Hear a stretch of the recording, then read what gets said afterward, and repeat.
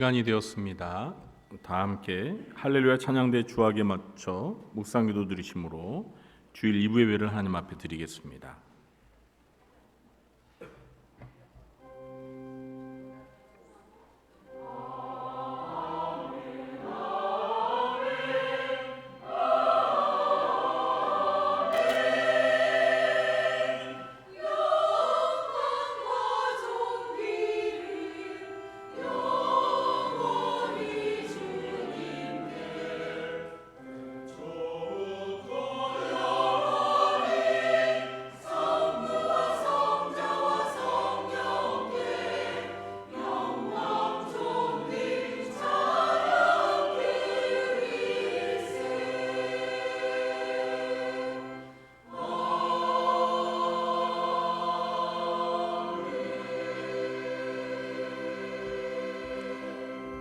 여호와여, 주의 능력으로 높임을 받으소서. 우리가 주의 권능을 노래하고 찬송하게 하소서. 하나님 아버지, 이 시간 하나님을 예배하러 하나님의 택한 백성들이 하나님 앞에 나아갑니다. 이 시간 저희가 드리는 예배를 기쁘게 받아주시고 이 가운데 오셔서 저희들과 함께 하시며 하늘의 신령한 은혜를 베풀어 주시옵소서. 예수님의 이름으로 기도하옵나이다. 아멘. 모두 자리에서 일어나시겠습니다.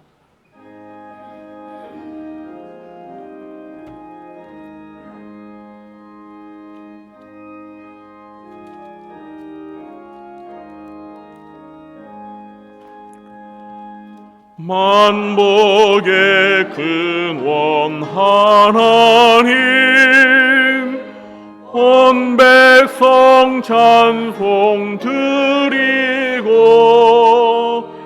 저 천사여 찬송하세. 찬송 성부 성자 성령. 아멘.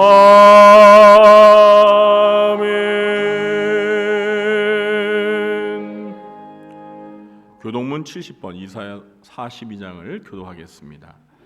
내가 붙드는 나의 종, 내 마음에 기뻐하는 자, 곧 내가 택한 사람을 보라.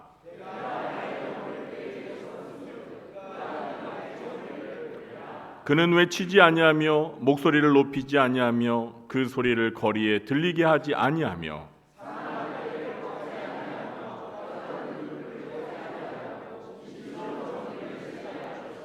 그는 쇠하지 아니하며 낙담하지 아니하고 세상의 정의를 세우기에 이르리니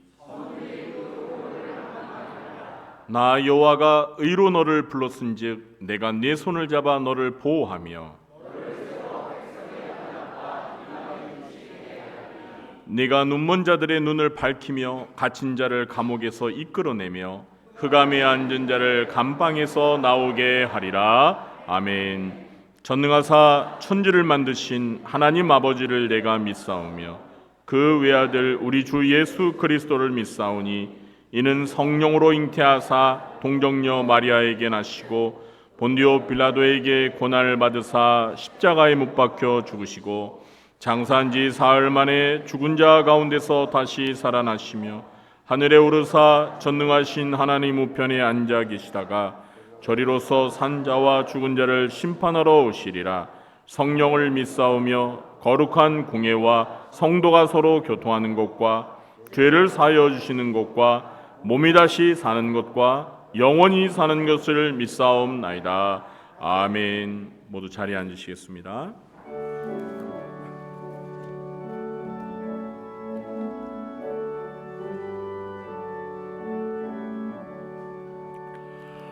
복의 근원 강림하사 찬송하게 하소서. 한량 없이 자비하심 증량할 길 없도다. 전사들의 찬송가를 내게 가르치소서. 귀속하신 그 사랑을 항상 찬송합니다. 주의 크신 도움 받아 이때까지 왔으니 이와 같이 천국에도 이르기를 바라네. 하나님의 품을 떠나 죄에 빠진 우리를 예수 구원하시려고 보혈을 여주셨네. 주의 귀한 은혜 받고 일생 빚진 자 되네. 주의 은혜 사슬되사 나를 주께 매소서. 우리 마음은 연약하여 범죄하기 쉬우니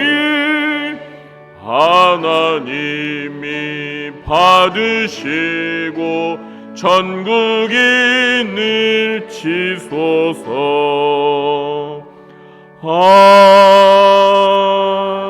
아멘.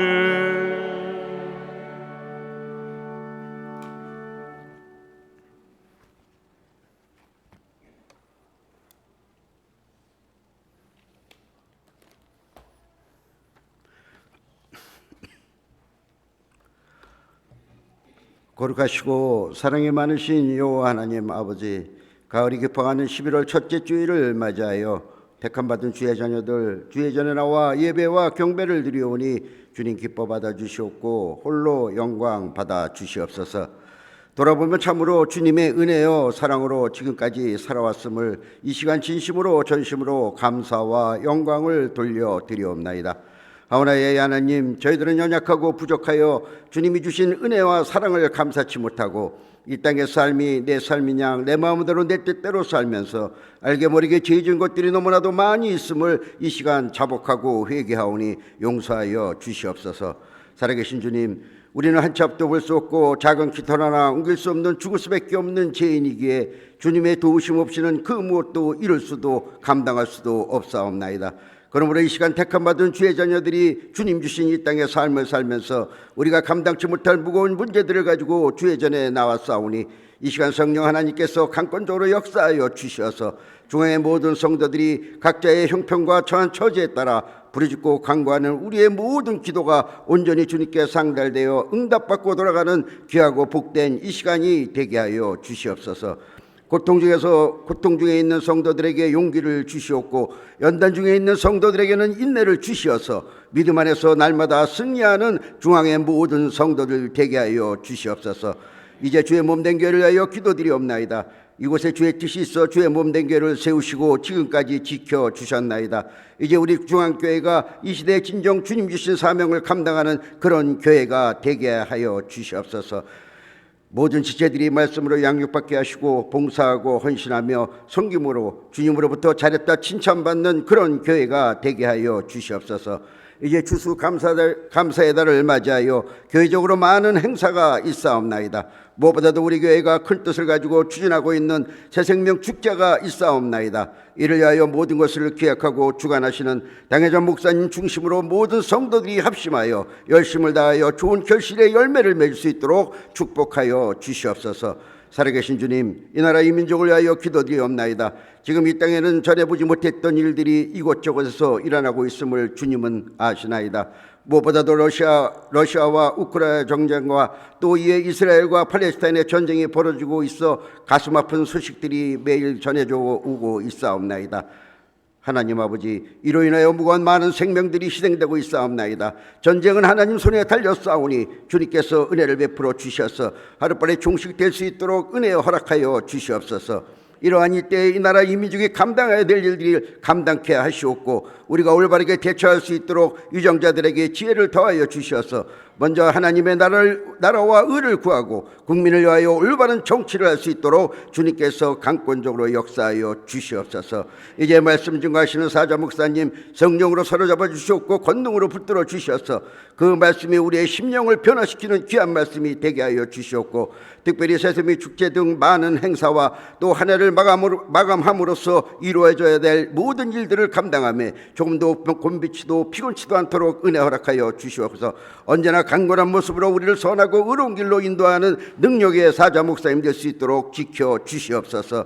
살아계신 주님, 이 예배를 위하여 찬양으로 영광 돌리는 할렐루야 성가대와 반주자를 비롯한 지휘자 또 성가대원들 또 차량으로 안내로 교사로 또 주방에서 또 은밀한 곳에서 알게 모르게 봉사 헌신하는 모든 주의 자녀들에게 축복하여 주시옵고 이제 얼마 남지 않은 올 한 해도 중앙의 모든 성도들 주님의 은혜로 모든 일을 잘 마무리할 수 있도록 축복하여 주실 줄 믿사옵고 감사드리오며 거룩하시고 사랑이 많으신 우리 주 예수 그리스도의 이름으로 간절히 기도드리옵나이다. 아멘.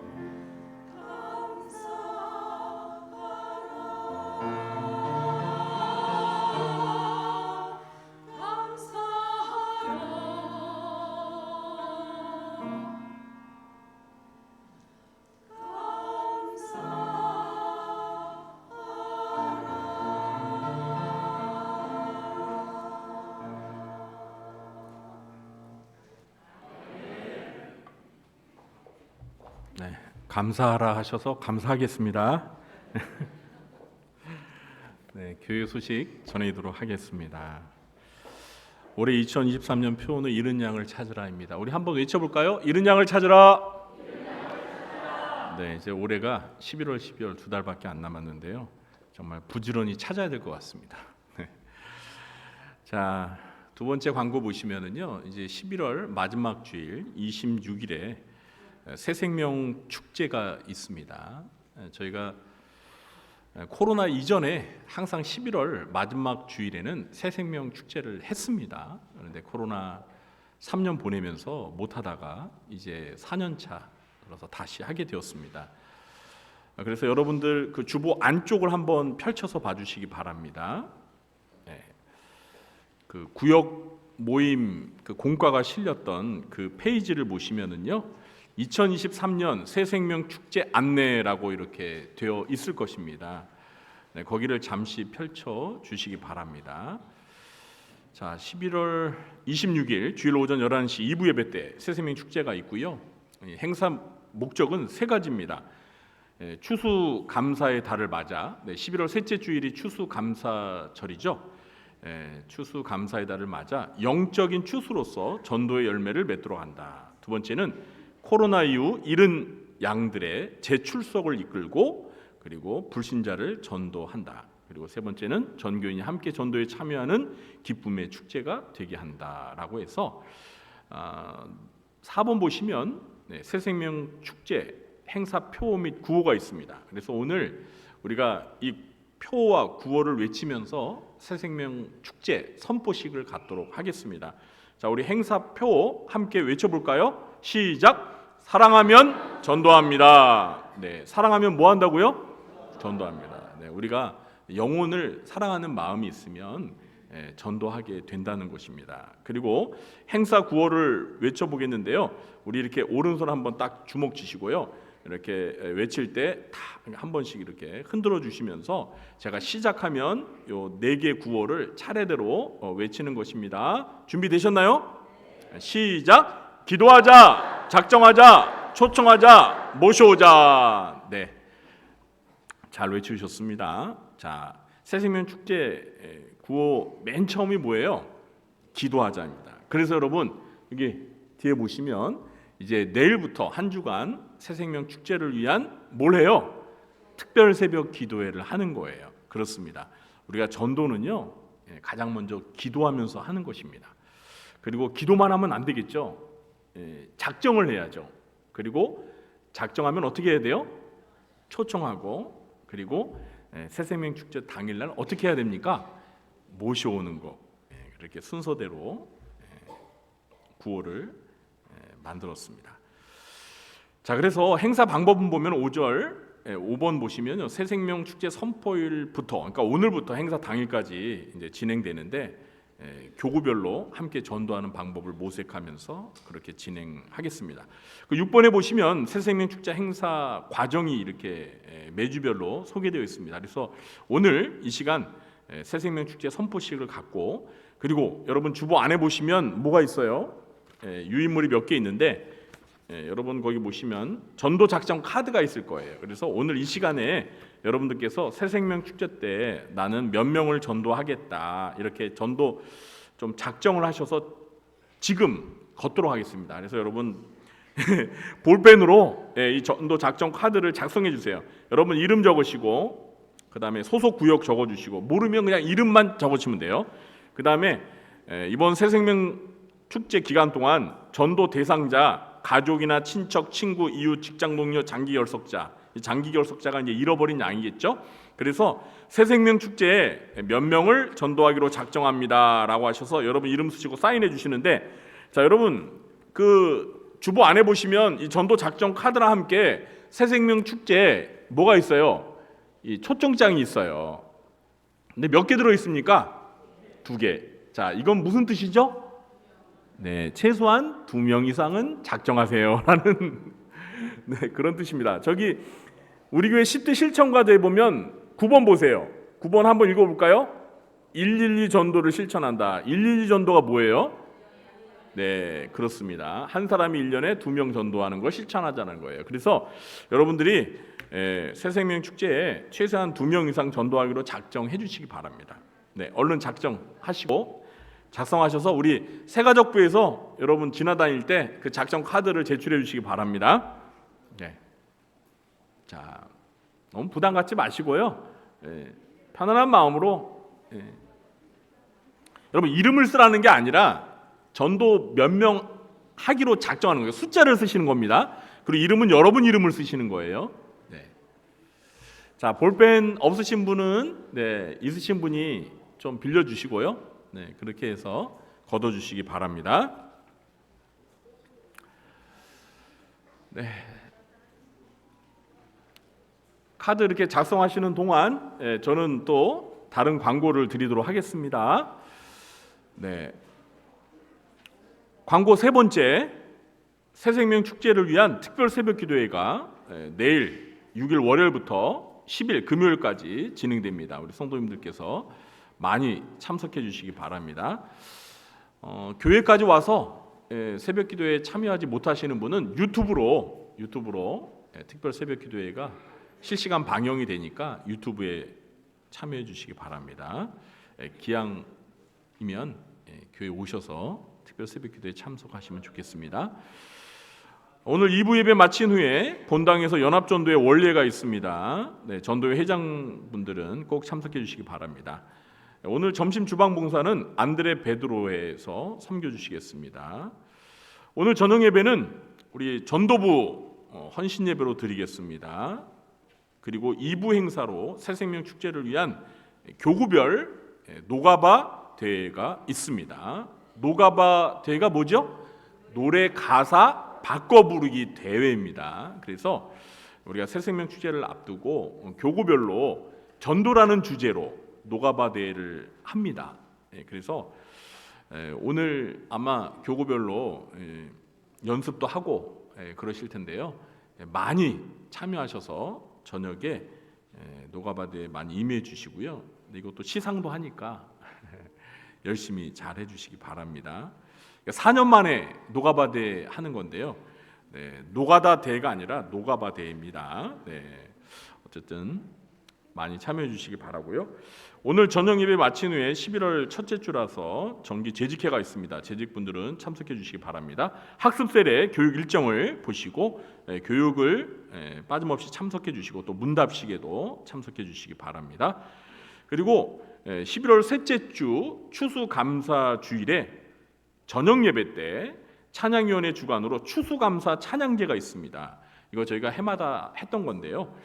이 추수감사 찬양제는 추수감사 찬양 경연제라고 할 수 있겠습니다. 그래서 개인이나 또는 뭐 듀엣이나 이렇게 팀을 구성해서 여러분들이 참가 신청서를 제출하셔서 추수감사 찬양 경연제에 참여하시는 거예요. 그러니까 우리가 추수감사절을 맞아서 1년 한 해를 돌아보며 하나님 앞에 감사할 게 많잖아요.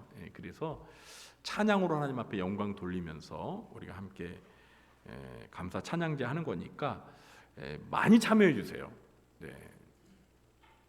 아멘 소리가 하나도 없네요. 그래서 많이 참여해 주셔서 이날 정말 하나님 앞에 기쁨으로 찬양 드리면서 그렇게 찬양 감사제를 진행했으면 좋겠습니다. 참가 신청서가 있습니다. 작성해서 행정실로 제출해 주시기 바랍니다. 11월 추천도서, 이제 11월이 되어서 새로운 추천도서를 여러분에게 소개하겠습니다. 이 책인데요. 제목이 무엇이죠? 살아있는 종교개혁. 왜 이 책을 추천한지 아시죠? 지난 주일이 종교개혁 기념주일이었습니다. 그래서 이 책을 추천해 드리는데요. 이렇게 보시면 두껍습니까? 얇습니까? 얇습니다. 그리고 가격도 할인가 7,000원인데 정말 이 책 여러분 꼭 구입하시기 바랍니다. 이 책을 쓰신 존 스토트, 마이클 리브스 다 유명하신 분입니다. 존 스토트는 이제 고인이 되셨는데 이 책은요 종교개혁의 역사와 의의를 정말 아주 간결하게 너무나 잘 설명하고 있습니다. 그리고 요약 부분에 보면 굉장히 유익한 정보들이 많아요. 종교개혁 연대표도 있고 또 하나 놀라운 건 마틴 루터가 비텐베르그 성당에 붙였던 95개조 반박문이 여기 수록되어 있습니다. 그래서 이거 하나만 여러분들이 보셔도 너무나 귀한 자료인데요. 여러분들이 꼭 구입하셔서 읽어보시기 바랍니다. 제가 이 95개조 반박문이 수록돼 있어서 여러분들이 읽으시다가 혹시 좀 놀랄까봐 미리 좀 드릴 말씀이 있는데, 루터가 종교개혁을 했지만 이 95개조 반박문을 붙일 당시에는 아직 루터가 가톨릭 신부로서 이 가톨릭에 대한 사고가 아직 남아 있었어요. 그래서 여러분들이 이 반박문을 95개조 읽어보면 그 뭡니까?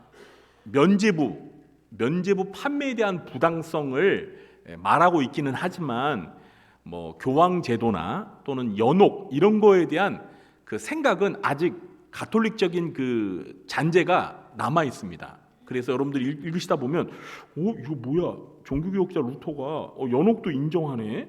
뭐 교황의 권위도 막 인정하네. 이런 생각을 하실 수 있어요. 그러니까 루터가 초기에는 아직 신부로서 가톨릭 신부로서 그런 생각을 아직 떨쳐버리지 못한 흔적이 남아 있다는 거 감안하시고 읽어주시고요.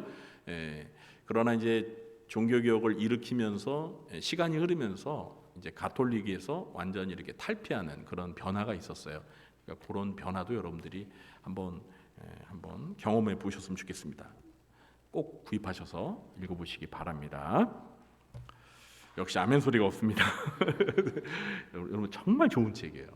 꼭 구입하셔서 소장하시고 꼭 읽어보시기 바랍니다.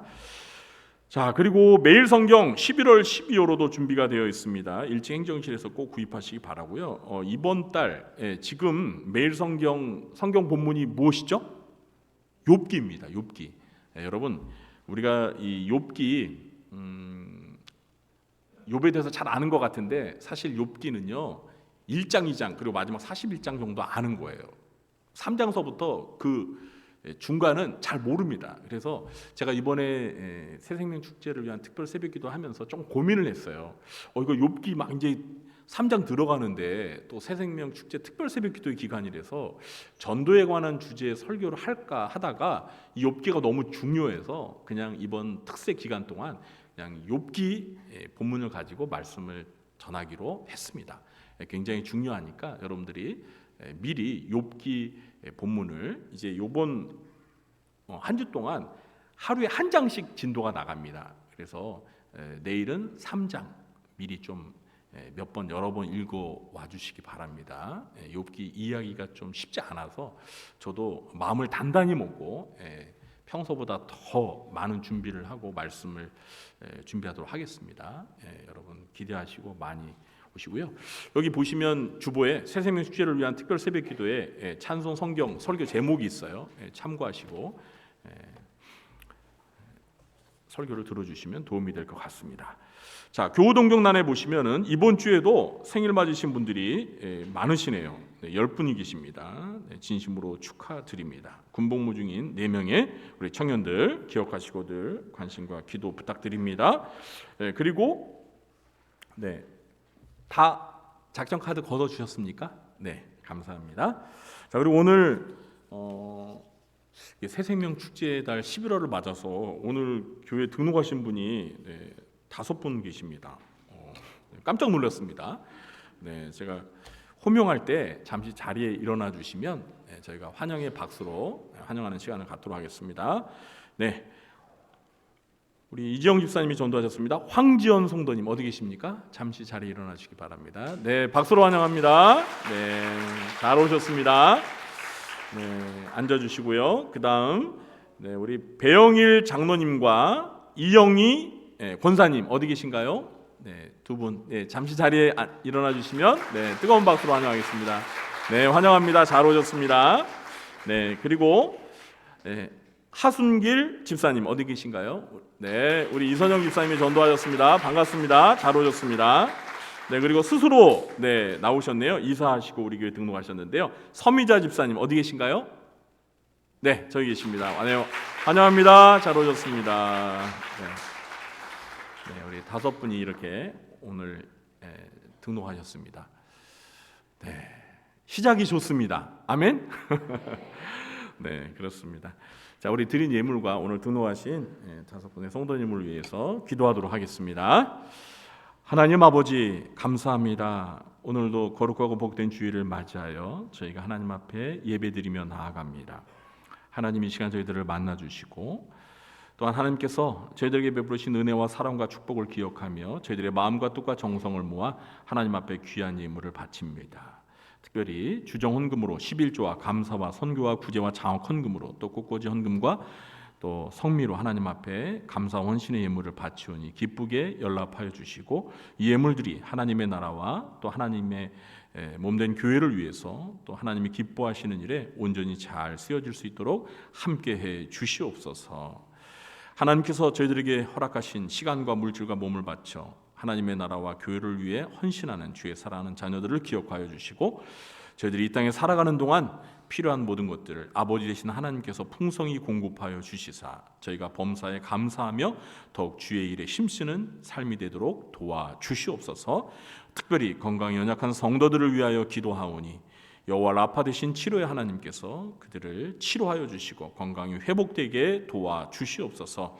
또한 이 시간 물질을 우리 성도들의 삶 가운데 하나님께서 물질의 복을 주시사 살아가는 동안 물질로 어려움 당하지 않게 하여 주시고 하나님께서 물질의 복을 베풀어 주시사 물질로 하나님을 위하여 헌신하며 또 어려운 이웃들을 나누며 베풀며 도우는 삶이 되게 도와주시되 저희가 물질의 노예가 되지 말게 하여 주시고 물질의 청지가 되어서 하나님의 뜻에 따라 귀하게 사용할 수 있는 삶이 되게 도와주시고 우리 성도들의 가정과 생업과 직장에 형통의 축복을 베풀어 주시옵소서. 특별히 오늘 이렇게 귀한 5명의 성도들을 보내주셔서 또 등록하여 우리 구리조항교회 가족이 되게 하심을 감사합니다. 하나님께서 우리 구리조항교회를 통해서 하나님의 크신 은혜와 사랑과 축복을 경험하며 평생을 하나님의 자녀로 천국 백성으로 하나님께 영광 돌리며 하나님이 베푸시는 큰 은혜와 축복을 누리며 살아갈 수 있도록 인도하여 주시옵소서. 또 전도한 손길들마다 하나님께서 그에 합당한 큰 은혜와 축복을 베풀어 주시옵소서. 11월 한 달 동안 새생명 축제로 많은 영혼들을 주님 앞에 인도하고자 합니다. 많은 잃어버린 양들이 주님의 품으로 돌아오게 하여 주시고 많은 생명들이 예수 그리스도를 통해 구원을 받아 천국 백성 되는 놀라운 구원의 역사가 있게 하여 주시고 영혼 추수의 달이 되도록 복을 내려 주옵소서. 지금 이 시간 말씀을 들을 때 진리의 영신 성령님께서 저희들의 귀를 열어주시사 하나님의 말씀을 잘 깨닫게 해주시고 그 말씀에 온전히 순종하며 실천하여서 저희들의 심령과 삶이 예수 그리스도를 닮아 거룩히 성화되게 도와주옵소서. 예수님의 이름으로 축복하며 감사하며 기도하옵나이다. 아멘. 네, 이 시간 우리가 함께 은혜 받을 하나님의 말씀은 요나서 1장 1절로 3절 말씀입니다. 구약성경 요나서 1장 1절로 3절 말씀입니다. 우리 함께 한 목소리로 합독하도록 하겠습니다. 요나서 1장 1절로 3절 함께 읽겠습니다. 여호와의 말씀이 아미떼의 아들 요나에게 임하니라. 이르시되 너는 일어나 저 큰 성읍 니느웨로 가서 그것을 향하여 외치라. 그 악독이 내 앞에 상달되었음이니라 하시니라. 그러나 요나가 여호와의 얼굴을 피하려고 일어나 다시스로 도망하려 하여 욥바로 내려갔더니 마침 다시스로 가는 배를 만난지라. 여호와의 얼굴을 피하여 그들과 함께 다시스로 가려고 배삭스를 주고 배에 올랐더라. 아멘. 이 시간에는 할렐루야 찬양대가 찬양으로 하나님 앞에 영광 돌리겠습니다.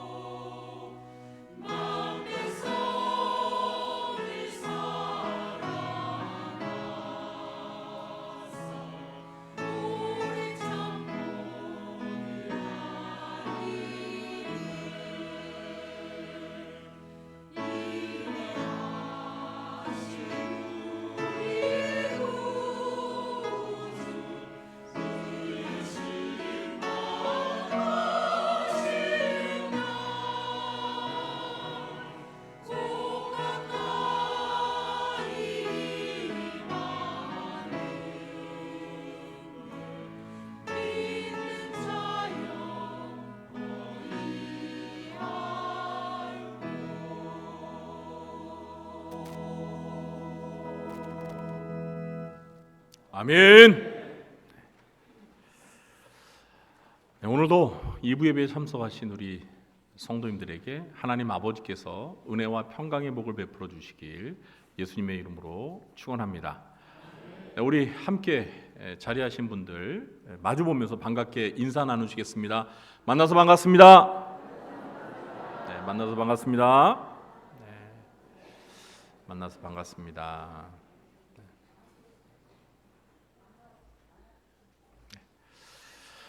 자, 이번 주부터 이제 연말까지는 요나서 강해를 하도록 하겠습니다. 요나서 강해를 하려고 하는 계획은 사실 올 연초부터 이미 제 계획 속에 있었습니다. 본래 계획은 6월경에 하려고 했는데요. 갑자기 호불호 시리즈 설교와 그리고 개인 종말론 강해의 필요성을 느껴서 그것들을 먼저 다루는 바람에 시기가 늦어지게 되었습니다. 제가 요나서 강해를 하려고 했던 이유는 두 가지 때문이었습니다. 첫 번째는 제가 요나서를 룻기만큼이나 좋아하기 때문입니다. 그래서 처음부터 끝까지 요나서를 제대로 강해하고 싶었습니다. 두 번째 이유는 올해 표가 무엇이죠? 네, 잃은 양을 찾아였기 때문입니다. 요나서는 이 구약의 전도 또는 선교의 교과서라고 할 수 있는 책입니다. 그래서 잃은 양을 찾으라는 이 표도 결국 전도와 깊은 연관이 있기 때문에 요나서를 살펴보고 싶었습니다. 그런데 설교를 하려고 했던 시기가 늦어져서 아예 새생명 축제가 있는 이 전도의 달 11월에 하면 좋을 것 같아서 오늘부터 하게 되었습니다. 요나서는 전체가 4장밖에 안 되는 짧은 성경입니다. 이미 성도님들 대부분이 이 요나서의 내용을 잘 알 수 있을 만큼 우리에게는 매우 익숙한 성경입니다.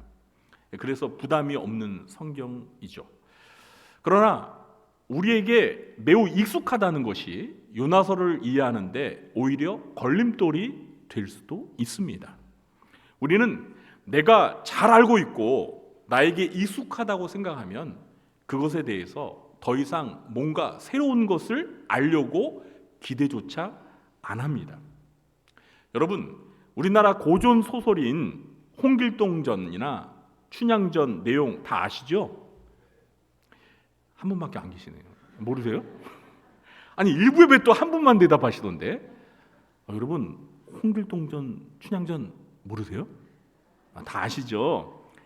그런데 요즘 홍길동전이나 춘향전 읽으시는 분 계세요? 아마 한 분도 안 계실 것입니다. 왜 안 읽으세요?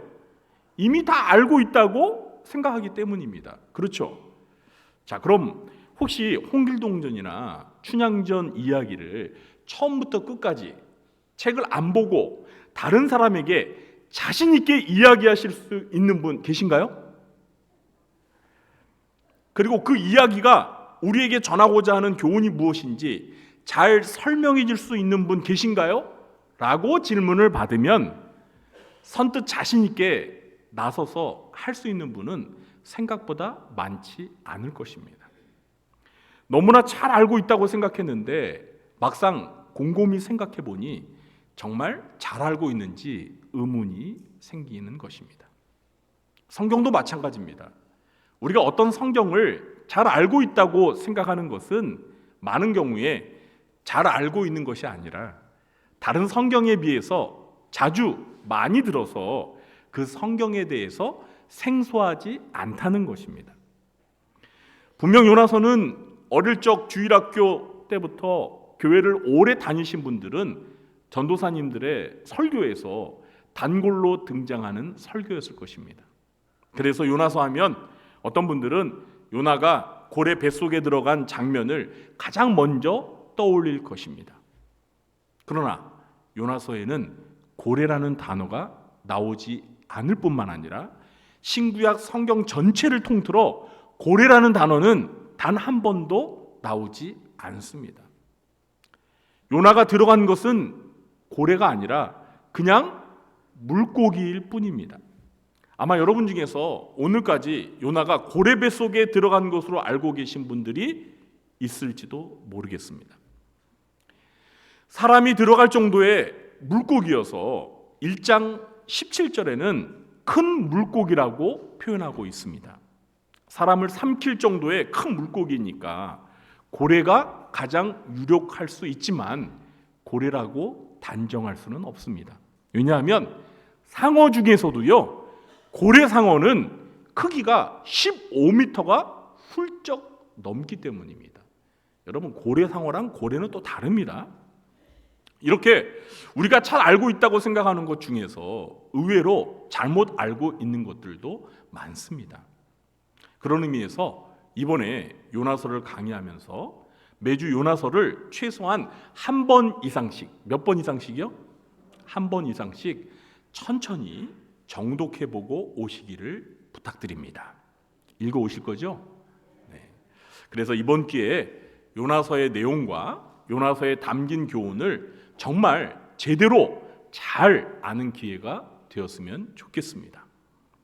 오늘은 요나서 강해를 시작하는 첫 번째 시간이기 때문에 요나서를 이해하는데 기본적인 정보를 몇 가지 설명드리고 오늘 본문의 내용을 살펴보겠습니다.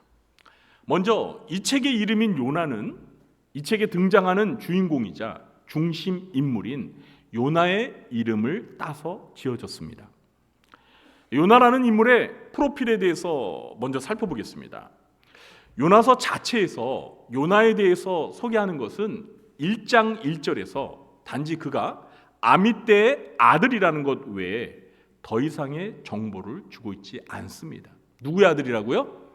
아미떼의 아들입니다. 그런데 요나서 외에 구약 성경에서 이 요나에 관한 언급이 딱 한 군데 열왕기하 14장 25절에 나옵니다. 제가 읽어보겠습니다. 이스라엘의 하나님 여호와께서 그의 종 가드에벨 아미떼의 아들 선지자 요나를 통하여 하신 말씀과 같이 여로보암이 이스라엘 영토를 회복하되 하맛 어귀에서부터 아라바 바다까지 하였으니. 이 열왕기하 14장에서 요나에 대해 새로운 정보를 제공해 주는 것이 세 가지가 있습니다. 몇 가지가 있다고요? 세 가지. 첫 번째는 요나는 북이스라엘 왕국의 선지자였습니다. 두 번째는 요나가 가드헤벨 출신이었습니다. 가드헤벨은 이 갈릴리 나사렛으로부터 북동쪽으로 약 5km 떨어진 곳에 위치해 있습니다. 이곳에는 지금도 요나의 무덤이 있다고 합니다. 세 번째, 요나가 북이스라엘의 제14대 왕이었던 여로보암 2세가 통치하던 때에 활동했던 선지자였습니다. 선지자 요나는 주전 782년부터 753년까지 북이스라엘을 다스렸던 여로보암 2세 때 활동했습니다. 북이스라엘이 주전 722년에 아수르 제국에 의해서 멸망을 당했으니까 요나는 멸망하기 약 30년 전까지 이스라엘 왕국 말기에 활동하는 것입니다. 요나와 같은 시대에 활동했던 선지자로 우리가 잘 아는 호세아와 아모스 선지자가 있었습니다. 요나가 큰 물고기 뱃속에서 며칠간 있었죠? 며칠이요? 확실해요? 맞습니다. 3일간 있었죠. 이렇게 큰 물고기 뱃속에서 3일간 있었다는 이 요나서의 내용 때문에 요나서의 이야기를 허구로 보고 요나를 허구적인 가상인물로 보는 사람들도 있습니다. 아니, 어떻게 사람이 큰 물고기 뱃속에서 3일 동안 살아있다가 나올 수가 있냐? 그건 뻥이지. 그래서 이건 허구적인 이야기다. 그리고 요나라는 사람은 실제 존재하는 인물이 아니라 가상인물이다라고 이렇게 보는 학자들도 있습니다. 그러나 요나는 제가 앞서 말씀드린 바와 같이 여로보암 2세 때 활동했던 실존 인물입니다. 구약성경 열왕기하 14장 외에도 신약성경의 복음서에서 마태복음 12장과 누가복음 11장에서 예수님께서 누가요? 예수님께서 요나에 관해 언급하신 적이 한 번도 있습니다. 예수님께서는 요나가 밤낮 사흘 동안 큰 물고기 뱃속에서 있던 것 같이 예수님 자신도 밤낮 사흘 동안 땅 속에 있을 것이라고 말씀하셨습니다. 이것은 요나가 큰 물고기 뱃속에 3일 동안 있다가 살아나온 사건이 예수님이 십자가에 못 박혀 죽으셨다가 3일 만에 부활하실 사건을 미리 보여주는 표적이 되는 사건이라는 의미입니다. 예수님과 요나는 둘 다 어딘가에 3일간 갇혀있다 나왔다는 공통점 외에도 둘 다 갈릴리 출신의 선지자라는 공통점이 있습니다.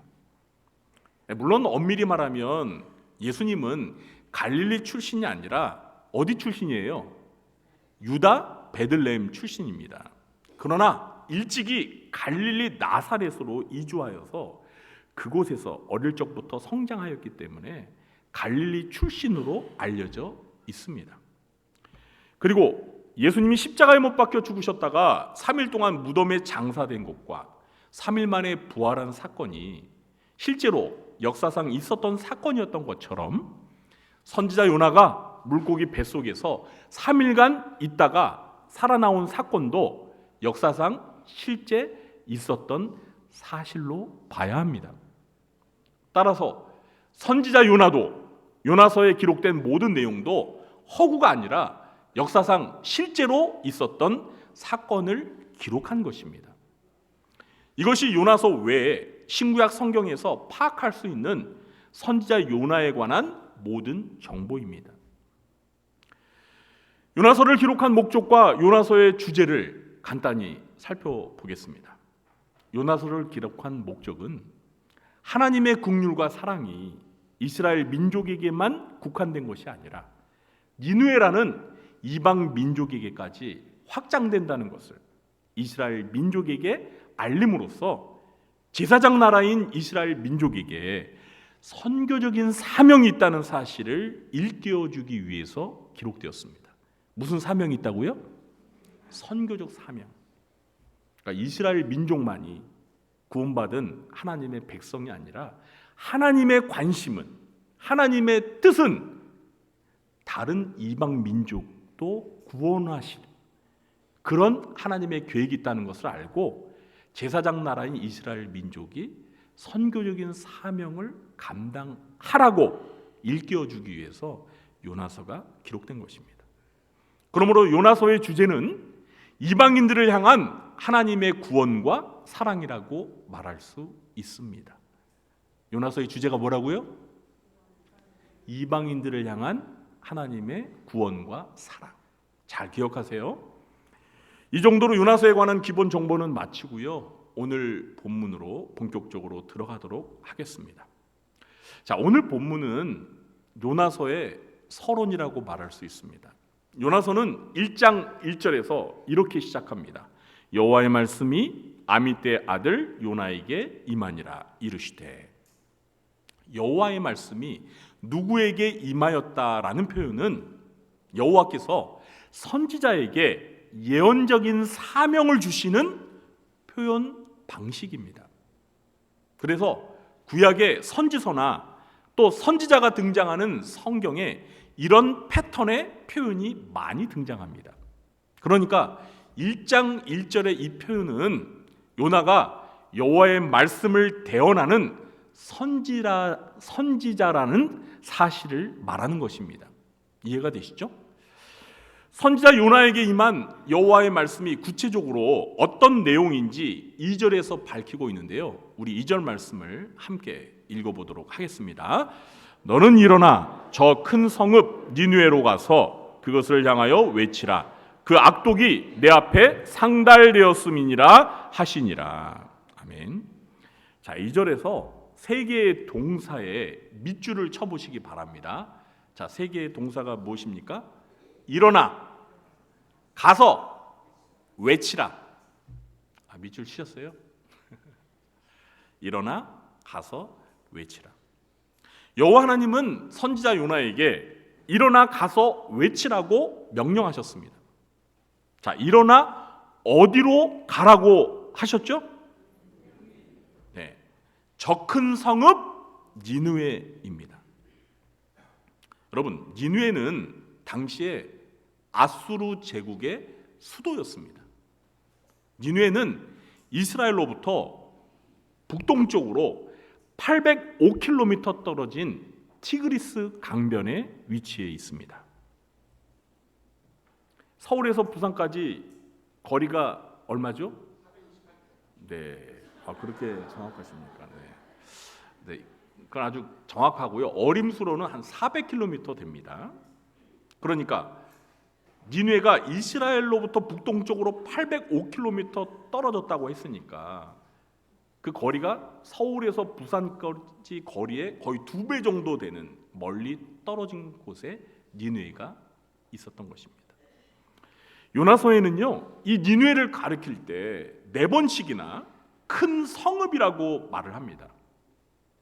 사실상 니느웨는 당시 세계에서 가장 큰 성읍으로 알려져 있었습니다. 그럼 도대체 니느웨는 그 규모가 얼마나 큰 도시였을까요?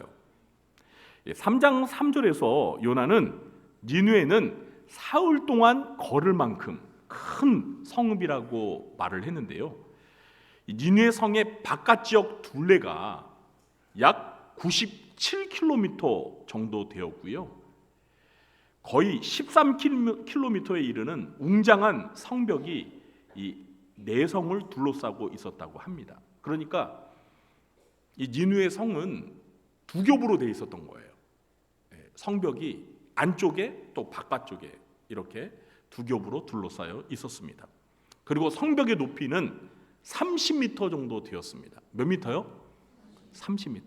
여러분, 30m가 높습니까? 낮습니까? 굉장히 높은 겁니다. 그리고 그 30m 높이 되는 성벽 위로 마차가 3대가 나란히 뛰어갈 수 있을 정도로 그 폭이 엄청 넓었다고 합니다. 그러니까 그만큼 그 성벽이 높기도 했지만 두껍기도 했다는 거예요. 인구는 4장 11절에 보면은요, 좌우를 분별하지 못하는 자가 12만 명이라고 했습니다. 몇만 명이요? 12만 명. 근데 여러분, 좌우를 분별하지 못하는 자라는 것은 어린 유아들을 가리키는 거예요. 그러니까 어린 유아들이 12만 명이라는 것은 니느웨의 총 인구수는 그보다 훨씬 많다는 것이죠.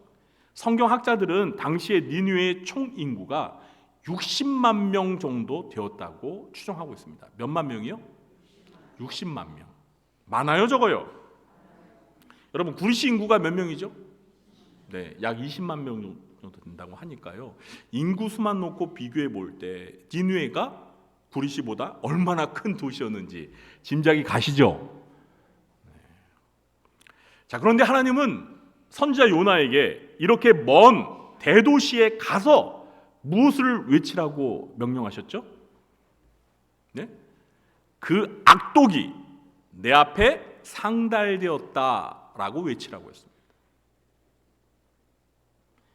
니느웨의 악독이 여호와 하나님 계신 하늘에까지 도달했다라는 거예요. 그걸 외치라고 하는 것입니다.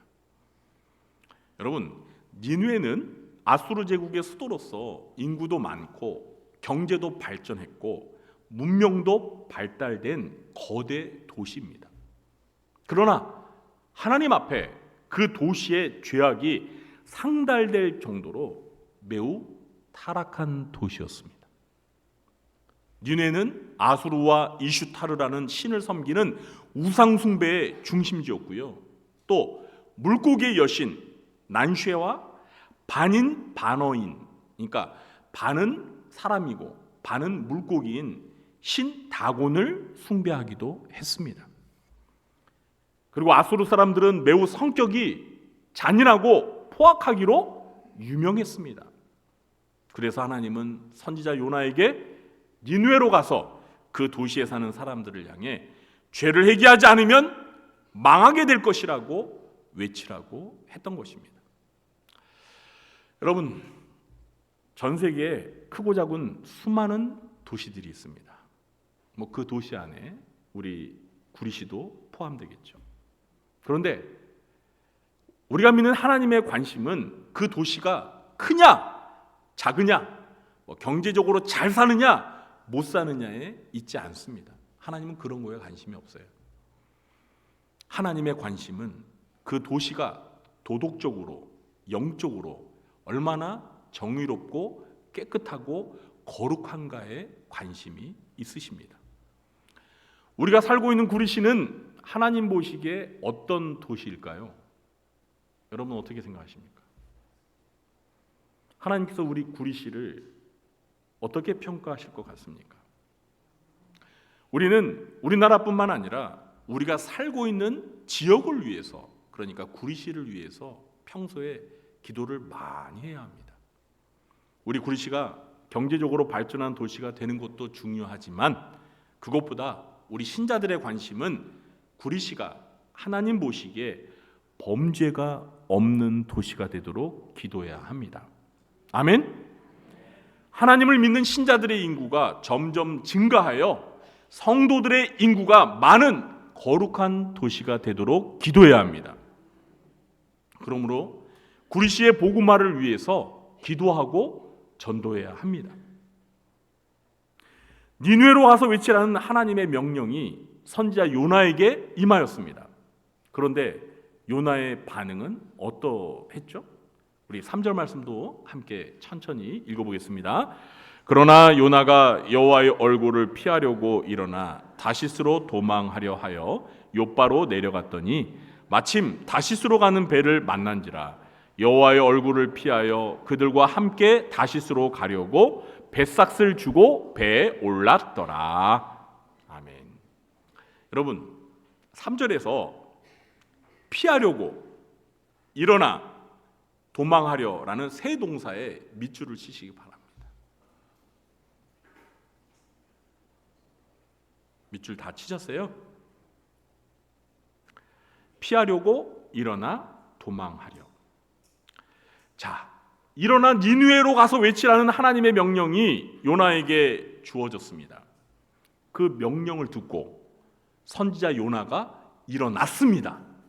그런데 요나는 니느웨로 가기 위해 일어난 것이 아니었습니다. 요나는 여호와의 얼굴을 피해서 어디로 도망하려고 일어난 거예요? 다시스입니다. 다시스. 그래서 다시스로 가는 배를 타기 위해 항구 도시인 욥바로 내려갔습니다. 그리고 다시스행 배를 탔습니다. 여러분, 다시스가 어디인지 궁금하시죠? 일부 예배 들으셨어요? 역사가 헤로도투스에 따르면은요, 이 다시스는 욥바에서 서쪽으로 약 4,023km나 멀리 떨어진, 맞습니다, 스페인에 있는 항구 도시입니다. 스페인은 여러분 어디에 있는지 아세요? 유럽 남단에 있는 나라죠. 요나 당시에는 이 스페인이 지구의 끝이라고 생각을 했습니다. 여러분, 오늘날이야 이렇게 인공위성이 있어서 지구가 둥근 걸 알았지만 수천 년 전에 고대 사회에 살았던 사람들은요, 지구가 이렇게 원처럼 둥글다고 생각하지 않았습니다. 땅이 이렇게 평평하다고 생각을 했어요. 그래서 이 땅 끝이 계속 가다 보면 어떻게 되겠어요? 절벽에 떨어지거나 그래서 땅 끝으로 가면서 조마조마하는 거예요. 근데 그때 당시에 이스라엘을 중심으로 서쪽으로 맨 끝에 땅 끝에 다시스가 있다라고 그렇게 믿었습니다. 그리고 사도 바울 당시에 신약 시대에는 이 다시스를 가리켜서, 그러니까 거기가 스페인이잖아요, 서바나라고 했어요. 서바나. 그래서 로마서를 보면 사도 바울이 내가 서바나로 가서 전도하고자 이렇게 마음을 먹고 로마 교회가 지원해 주기를 바라는 그런 표현을 하고 있는데, 왜 사도 바울이 서바나로 가고 싶어 했냐면 바울 때에도 세상 끝이 서바나라고 생각했기 때문이에요.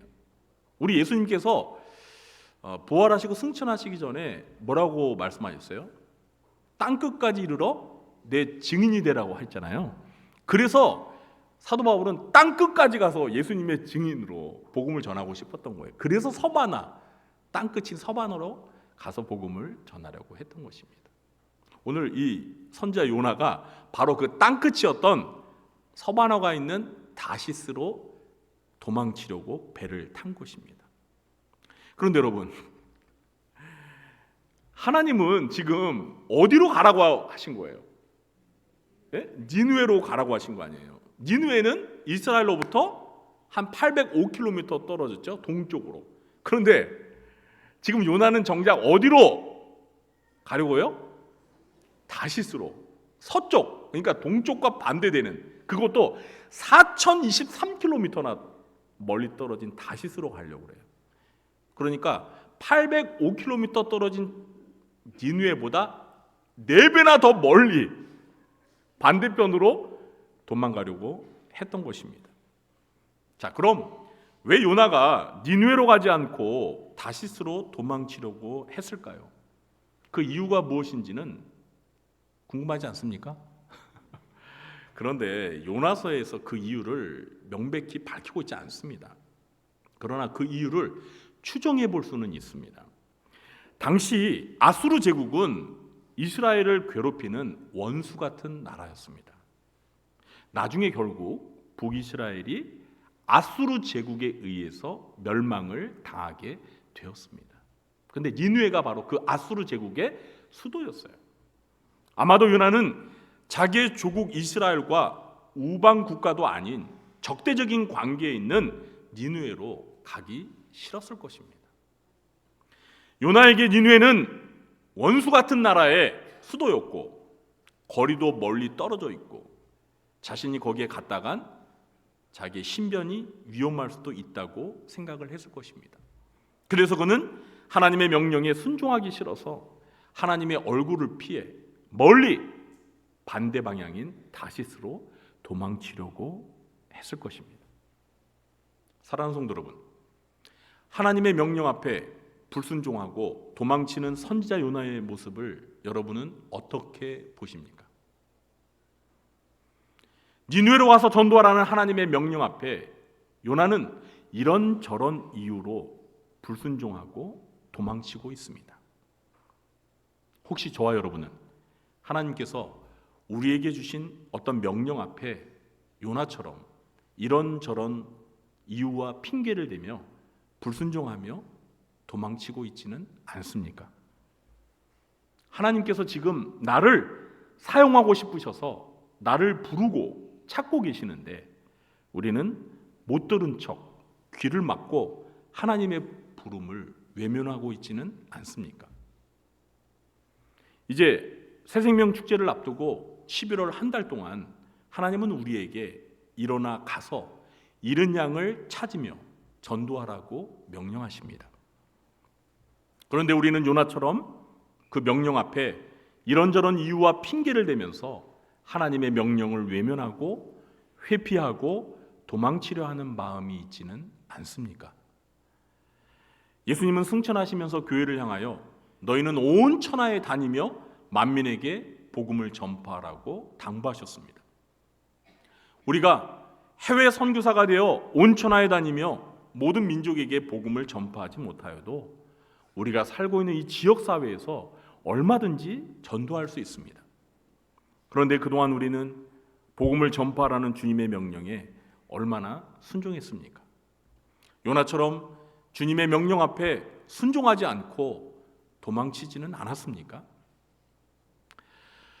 목사인 저도 올해를 시작하면서 잃은 양을 찾기 위해 열심히 노력해야겠다고 마음을 먹었는데요.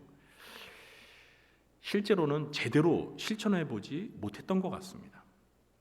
바로 제가 하나님의 명령 앞에 도망치는 요나였던 것 같습니다. 여러분은 어떠신가요? 저와 비슷한 생각을 하시는 분이 계실 수도 있을 것입니다. 그러나 우리에게 아직 기회가 남아 있습니다. 이번 11월 한 달 동안 그동안 못했던 하나님의 명령에 순종할 기회가 있습니다. 이번 새생명 축제를 앞두고 일어나 가서 외치라는 하나님의 명령 앞에 요나처럼 하나님의 얼굴을 피하여 일어나 도망하려 하지 말고 일어나 가서 전도하며 하나님의 명령에 순종하는 저와 여러분들 되시길 예수님의 이름으로 축원합니다. 기도하겠습니다. 하나님 아버지, 11월 새생명 축제의 달을 맞이하여 또 추수감사의 달을 맞이하여 저희가 하나님의 명령에 순종하여 일어나 가서 외치면서 잃은 양들을 찾고 믿지 않는 불신자들을 복음을 전하여 주님의 품으로 전도하기를 원합니다. 그동안 저희가 하나님의 명령을 듣고도 요나처럼 불순종하였는데 이제 남은 2달 동안, 아니 이번 11월 한 달 동안 정말 영혼을 사랑하는 마음으로, 목자의 심정으로, 하나님 아버지의 마음으로 일어나 가서 복음을 외치며 전도하여 많은 영혼들이, 많은 잃어버린 양들이 주님의 품으로 돌아와 기뻐하며 구원의 감격을 맛보는 것을 보게 해 주시옵소서. 하나님, 이제는 더 이상 불순종하지 않게 해 주시고 순종하여 하나님을 기쁘시게 하는 저희들 다 되게 도와주시옵소서. 예수님의 이름으로 기도하옵나이다. 아멘. 모두 자리에 일어나셔서 찬송가 502장 찬양하신 후에 축도로 예배를 마치겠습니다.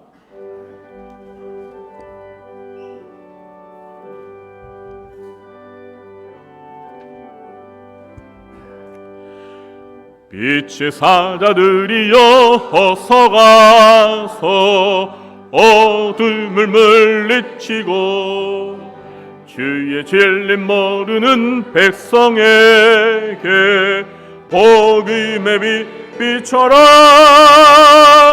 빛의 사자들이여 복음의 빛 비춰라. 죄로 어두운 밤 밝게 비춰라. 빛의 사자들이여 선한 사역 위하여 힘을 내라.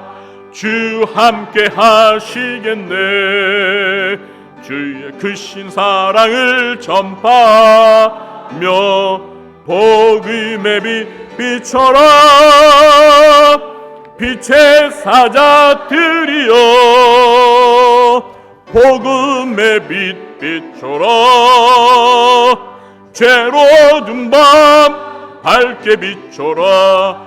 빛의 사자들이여 주님 부탁하신 말 순종하여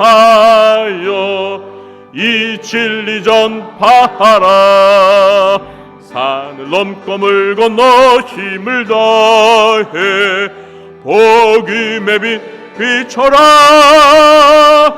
빛의 사자들이여 복음의 빛 비춰라. 죄로 어두운 밤 밝게 비춰라. 빛의 사자들이여 동서남북 어디나 땅끝까지 주님만 의지하고 눈 어두워 못 보는 백성에게 복음의 빛 비춰라. 빛의 사자들이여 복음의 빛 비춰라. 죄로 어두운 밤 밝게 비춰라. 빛의